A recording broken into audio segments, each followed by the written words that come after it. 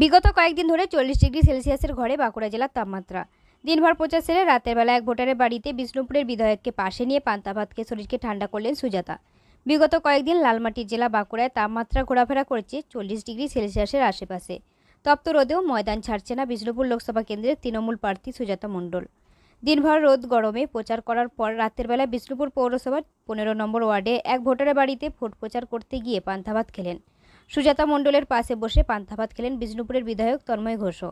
পান্তা ভাতের সাথে মেনু ছিল ভাজা পেঁয়াজ দিয়ে আলু সিদ্ধ, বাটি পোস্ত, আলুর চপ, চুনো মাছ, ছাঁচি পেঁয়াজ এবং নুন ও লঙ্কা। সুজাতা মণ্ডল বলেন, এই গরমে পেট ঠান্ডা রাখতে হবে, তাই সকলে মিলে 15 নম্বর ওয়ার্ডে বসে পান্তা ভাত খেলেন।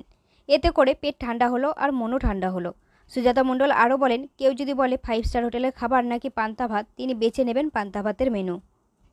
আজকে প্রথমে আমার বিভিন্ন নেতৃত্ব নিয়ে সেখানে বিধায়ক ছিলেন, চেয়ারম্যান, ভাইস চেয়ারম্যান, বিভিন্ন মহিলা নেতৃত্ব, কাউন্সিলররা ছিলেন। তাদেরকে নিয়ে আমাদের পার্টি অফিসে একটা সাংগঠনিক বৈঠক হলো। তারপর আমাদের প্রাক্তন বিধায়ক, যিনি এখন প্রয়াত তুষার জেঠুর যিনি স্ত্রী, তার সাথে আমরা সকলে মিলে তার কাছে যে আশীর্বাদ নিলাম এবং তারপরে আমরা সবাই মিলে এলাম 15 নম্বর ওয়ার্ডে। এটা আমি ঠিক করেছিলাম, আমার খুব ইচ্ছে ছিল যে এই গরমে পেট ঠান্ডা রাখতে হবে, মন ভালো রাখতে হবে। তাই জন্য আমরা একটা বাড়িতে বসে, একদম মাটির বাড়িতে, টালির চালা মাটির বাড়িতে বসে আমরা সকলে মিলে পান্তা ভাত, ছাঁচি পেঁয়াজ, নুন, লঙ্কা, তার সাথে চুনো মাছ, আলু ভাতে মাখা পেঁয়াজ লঙ্কা দিয়ে এবং বাটি পোস্ত, চপ দিয়ে আমরা জমিয়ে খেলাম। দুর্দান্ত লাগলো, পেট ঠান্ডা হলো, মনও শান্ত হলো। এবং তারপরে এখন আমরা ডোর টু ডোর ক্যাম্পেনিং করতে করতে ফিরছি।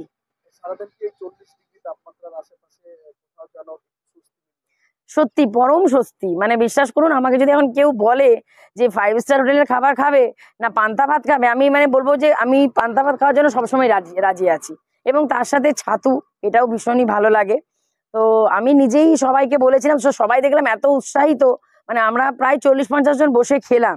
এবং যারা বসে খাওয়ালেন সেই দিদিরা এবং যে বাড়িটির সমস্ত আয়োজন করেছিল, মানে তাদের কাছে আমরা কৃতজ্ঞ যে এতগুলো মানুষের রান্না এবং এতগুলো মানুষের জন্য সুব্যবস্থা করা, এটা মুখের কথা নয়। তবে সত্যি গরমে স্বস্তি পেলাম।